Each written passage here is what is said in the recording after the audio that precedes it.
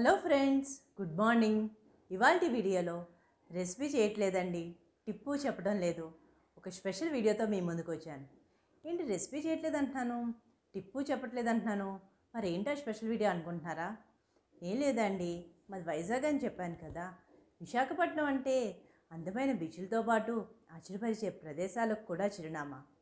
నేటి ఆధునిక యుగంలో 2000 ఏళ్ల నాటి బౌద్ధ నాగరిక ప్రపంచంలో తీసుకువెళ్ళే ఓ అద్భుత ప్రపంచం విశాఖపట్నం నగర శివార్లో ఉంది.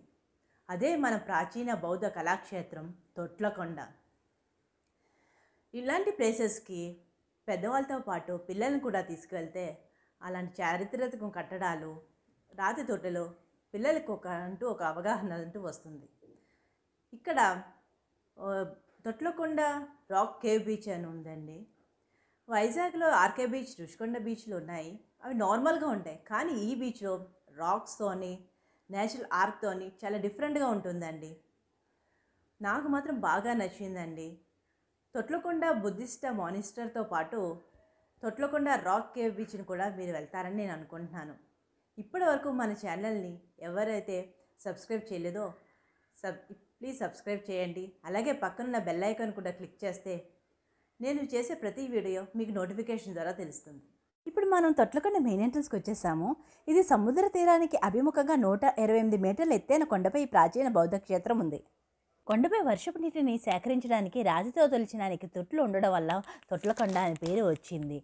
ఎటువంటి సాంకేతిక పరిజ్ఞానం లేని ఆ రోజుల్లో ఇటువంటి నిర్మాణాలు చేయడం నిజంగా ఆశ్చర్యపరుస్తుందని టూరిస్టులు చెబుతుంటారు. 1976లో విశాఖపట్నంలో నావికాదళం నిర్మాణాల కోసం సాగర్ తీరంలో అనువైన ప్రదేశాల కోసం వైమానిక సర్వే నిర్వహిస్తుండగా ఈ ప్రదేశం బయటపడిందని కొందరు చెబుతుంటారు.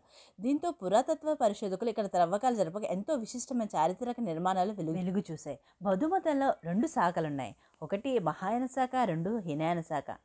ఆ హీనయాన శాఖకు చెందిన బౌద్ధ భిక్షువులు తొట్లకొండ కేంద్రంగా కొన్ని చారిత్రక నిర్మాణాలు జరిపి బౌద్ధమత వ్యాప్తి కృషి చేసినట్లు చరిత్రకారుల విషయం. ఇక్కడ ప్రధాన ఆకర్షణలో ప్రముఖంగా నిలుస్తుంది మహాస్తూపం. పేరుకు తగినట్టుగానే ఈ నిర్మాణం ఎంత గొప్పగా కనిపిస్తుందో చూడండి.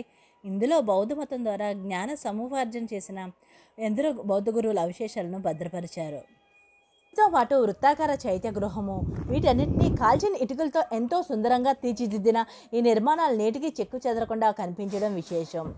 నేను ఇక్కడికి చాలాసార్లు వచ్చానండి, కానీ ఈసారి ఎందుకో మీతో షేర్ చేసుకోవాలనిపించింది, అందుకే ఈ వీడియో చేశాను.